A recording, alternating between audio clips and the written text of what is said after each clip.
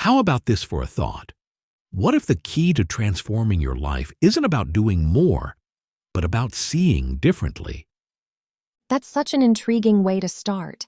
It makes me think about how often we focus on action when maybe the real shift needs to happen in our perspective.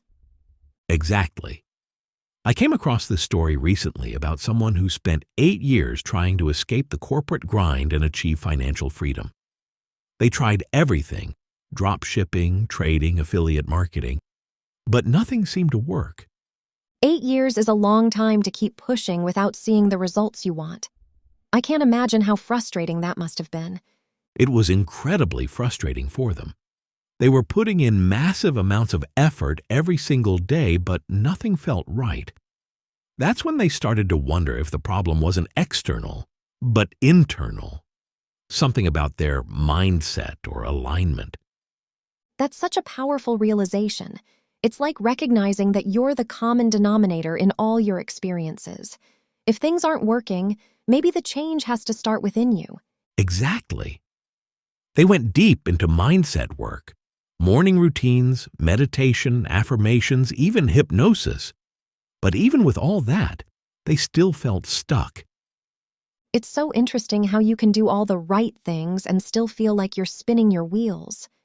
It makes you wonder if there's a deeper layer to it all, something beyond just the surface-level practices. And for them, there was.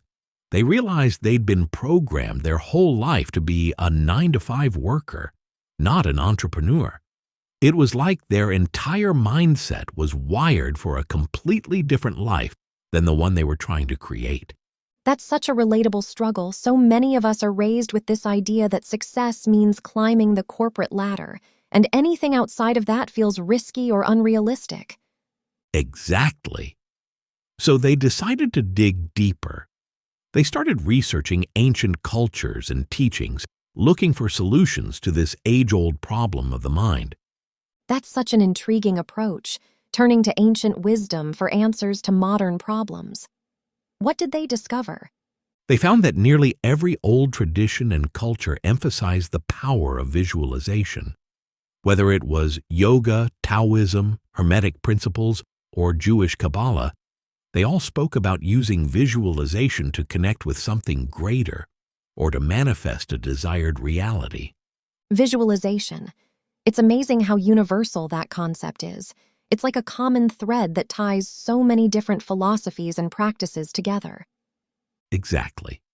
And for them, mastering visualization became the turning point. Once they truly understood how to visualize effectively, everything started to change. Okay, now I'm curious.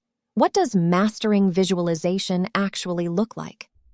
It's one of those things that sounds simple in theory, but I imagine there's a lot more to it than just closing your eyes and imagining what you want. You're absolutely right. It's not as simple as it sounds.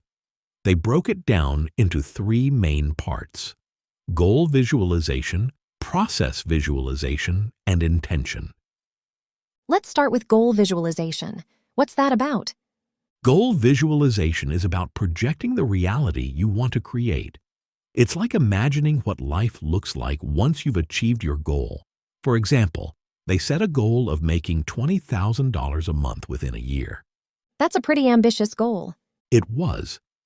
But they didn't stop at just imagining the end result. They also focused on process visualization, imagining themselves taking the steps necessary to get there. So it's not just about the destination, but also the journey. Exactly. They visualize themselves studying trading and affiliate marketing, for instance.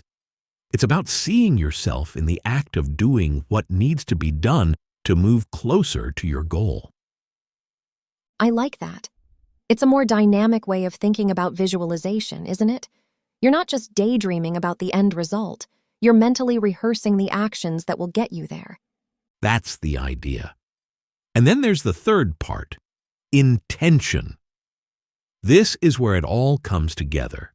Intention is about having a firm resolve to achieve your goal no matter what. That sounds like a mindset shift, going from hoping something will happen to deciding that it will happen. Exactly. They talked about 2 types of intention: inner intention and outer intention. Inner intention is your personal resolve to take action, while outer intention is about aligning with the universe to co-create your reality. Co-creating with the universe. I love that idea. It's like recognizing that you're not in this alone, that there's a bigger force at play. That's exactly what they realized. They started to see themselves not just as someone trying to achieve a goal, but as someone who had already achieved it. They began embodying their ideal self, the version of them who was already living the life they wanted. That's a profound shift. It's like stepping into the role of your future self and letting that guide your actions in the present. Yes, and they took it a step further by defining what their ideal self looked like. They identified 5 superpowers, 5 key habits, and even a sense of style that this version of them would have. That's such an intentional approach.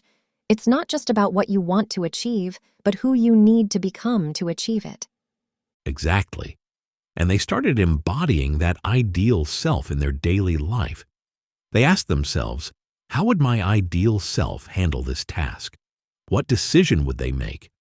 It's like method acting for your own life. You're pretending to be the person you want to become until it becomes second nature. That's a perfect way to put it. And over time, it stopped feeling like pretending and started feeling real. They went from making $0 to making $20,000 a month and eventually grew their business to 7 figures. That's incredible. It's a testament to the power of mindset and visualization, but also to the importance of taking aligned action. Absolutely. And what's even more inspiring is how this approach transformed every area of their life. Not just their finances, but also their relationships and overall sense of fulfillment. It's a reminder that success isn't just about achieving external goals. It's about becoming the best version of yourself and creating a life that feels meaningful and aligned. Exactly.